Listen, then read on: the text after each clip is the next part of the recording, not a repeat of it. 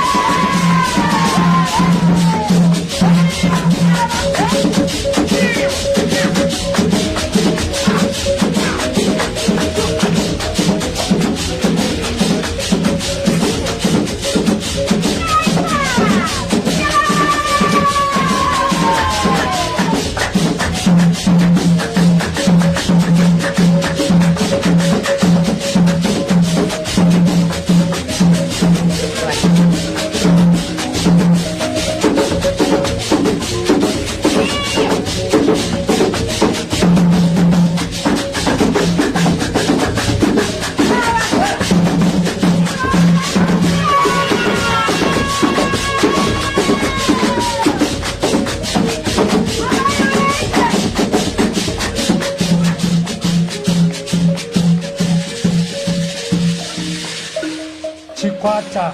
Gogomavu Mbira Group. Aiwa, chinyakare, hatirasi, tinodzokera pasi chigare. Tataiwa, regai timbodzora ndangariro mazano kavanhu vangoti kungovhura TV amapiano. Aiwa, muno muZimbabwe tinawo amapiano emunomu. Asi zvakakosha kuti aiwa, tirambe tichisimudzira chivanhu chedu.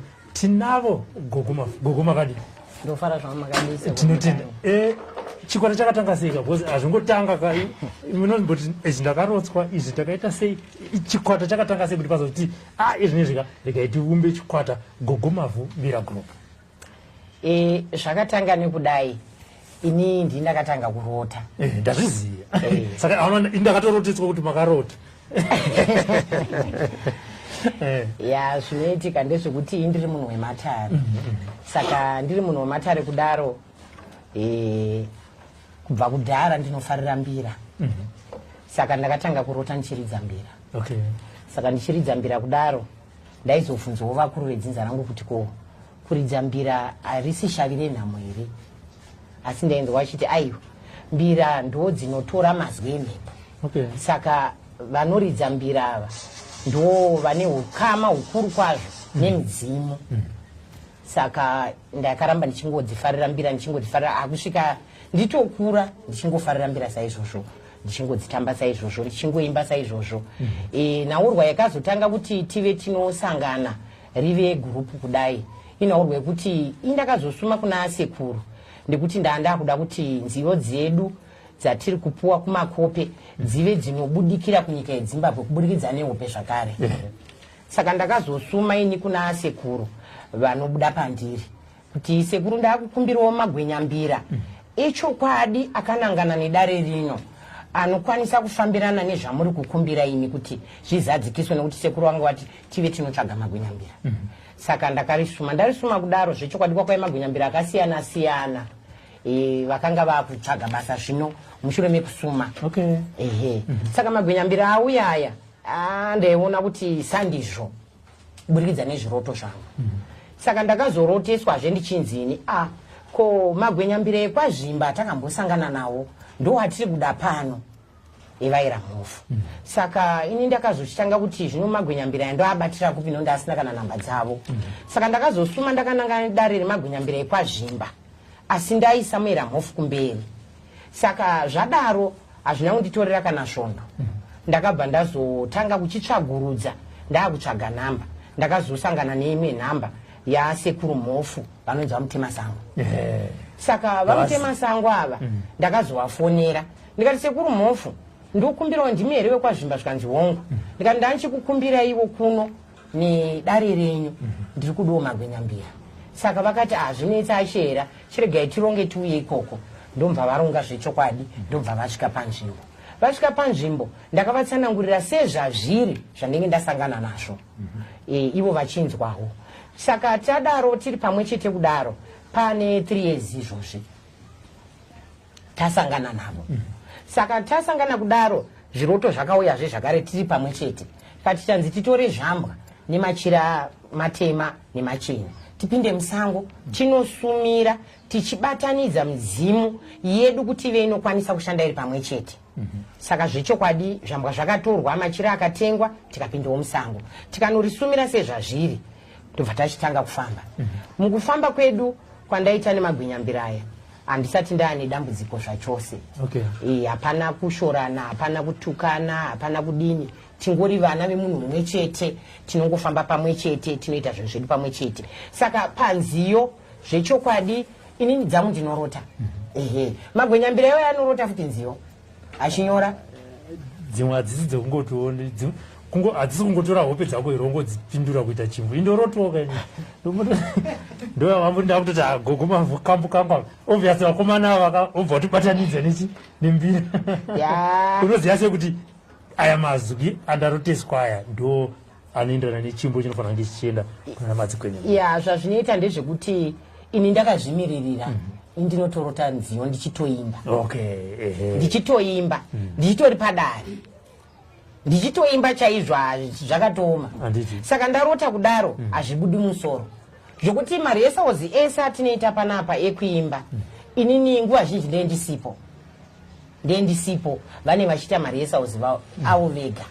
ini ndiye ndiri muno mudare. Okay. Saka nguva yekuti isu takuzoenda kustudio ndo pavanotanga kuzokanwa kuti zvino mbuya vanga vasipo, saka vanozonokwanisa here kumira nekubuda nenzeo dzavo sezvo vakangoti ndine dzangu, nekuti ndenda nguva dzavo tokumana ndine dzangu asi ndakukupai kuti mukwanise kudzidzira kuridza mbira dzacho semamiriro azvanga zvakaita, vanongoteedzerwo saizvozvo asi ndozoshaura zvangu. Saka pakuimba ipapa ini chandaizvishora izwi chairo chairo chiti izwi rangu iri handizivi kuti ndaida kuitwa murume here paizwi nekuti rakakora. Saka ndakazosapotwa zvechokwadi naOskid akati izwi iroro ndo rinotodiwa chairo ndo rebasa. Saka mbuya ka izwi iroro ka rakatokosha zvisingaiti imbai makadaro. Saka ndiye akazondisimbisa zvechokwadi kuti ndive ndinoimba kudaro neMagwenya Mbira. Ndikudzosere kumashure zvishoma kuko sei mbira dzedu dzichiti netsei kugamuchira kuvana veZimbabwe? Ya chinoitika ndechekuti mazwi kana achidzika pasi pezuva haadzikira achipfeka munhu wese wese panguva imwe chete. Chinoitika ndechekuti izwi rinenge raturura matare iwayo enzimbo dzembira ane chirevo kuvana veZimbabwe, kune avo vachaatambira ane zvaanogadzirisa mavari, ane zvaanodzora mavari, ane zvaanovakazve mavari. Saka harisi izwi rembira rechivanhu rinogona kutambirwa nevana veZimbabwe ipapo asi zvinotora nguva kuti zvipinde mavari. Saka etezvi mane dzimbongani dzamarekodha izvozvizvi album yedu yekutanga ine 6 album yedu yechipiri ine 8. Pa14 songs apa gogoma kamunoti mimi ndo favorite yangu ndikapi chimbonzwa kanuti hatineni mareasons same chikafarira asi tinokuziva kuti same ka-favorite song yenyu ndikapi kuti Gwenya Mbira wabva watasi vatipe panapa tizodzoka ini ndinofarira mudzimu wangu ndadzungaira. Tadzungaira mambo vari pasi, tadzungaira mambo chinzweiwo muri kumabako. Ero basa ana mufuna namukanya tadzungaira mambo.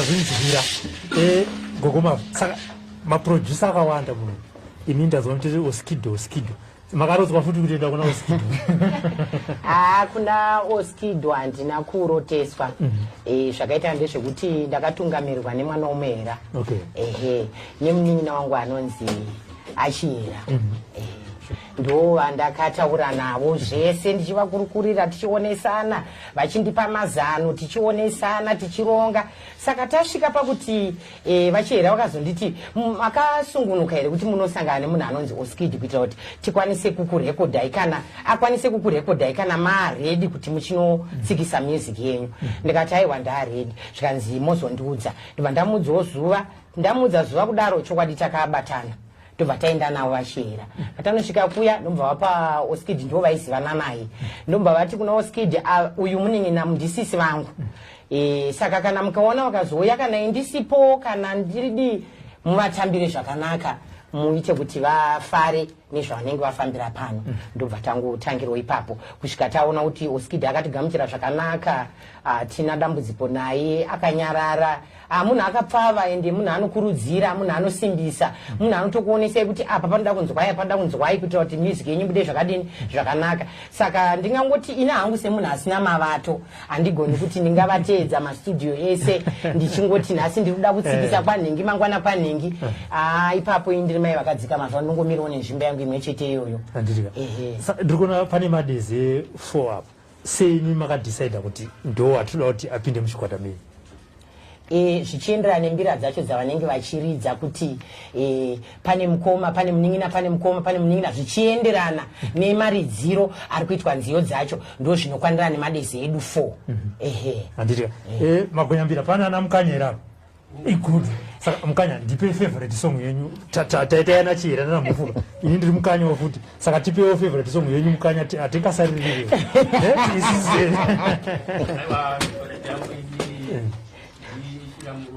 handitika tipe icho cho mukanya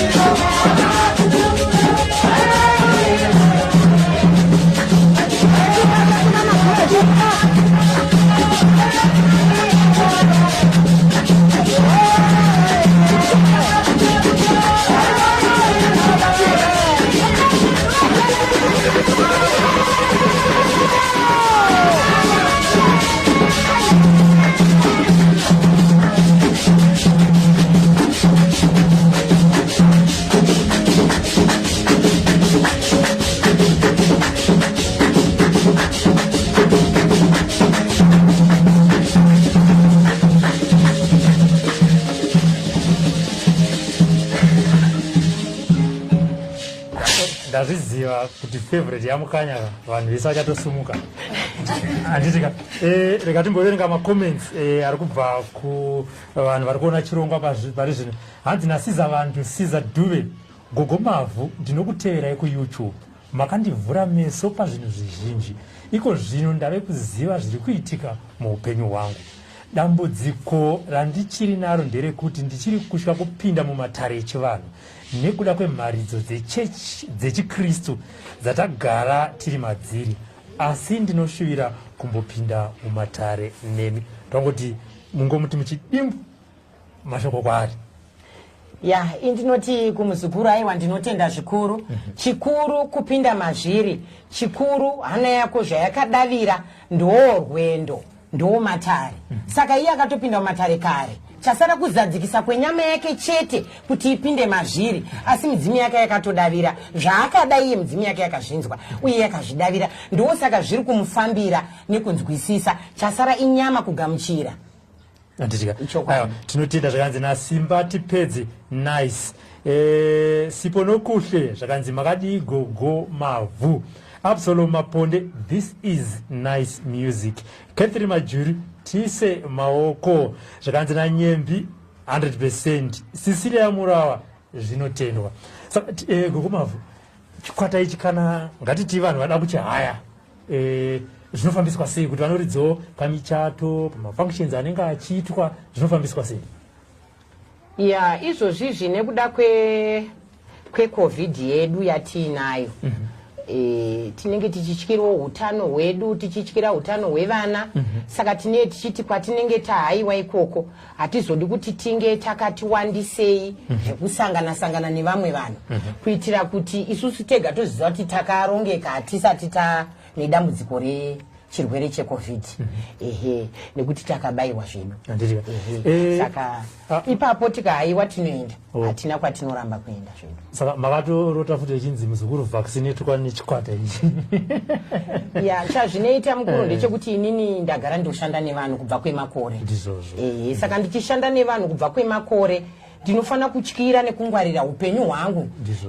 Nekuti uyo mudzimu unozosvika, asi ndiri munhu ari kufamba panyika. Saka mukufamba kwangu ini sehomwe zvandinosangana nazvo zvakawanda, uye denda iri riri matiri. Vazukuru vacho vane denda racho vanouya zvemunomudari. Saka inini ndikange ndisina kudzivirirwa, ndisina kubayiwa, zvinokasira kundibata. Ndosanga ari kunetseka pakubata pamuviri. Dambudziko iri ndere murume here? Dambudziko iri ndere kumukadzi here? Saka toda kuti chikwata chitipe instrumental chichibuda zvacho, isu tichisara takuita se takupinda mataranga achichika kupindwa nemuzukuru yayati. Handitika ana mukanyana namofu moti paka instrumental vamuchita se muchibuda zvenyu tichisara tichita hurukuro naGogo Mavhu. Kana vanhu vakazokomplena tinokudzosai, asi vanenge vafarira futi vanogona kuzongoita rewind voita se vendera mberi nekuona chirongwa.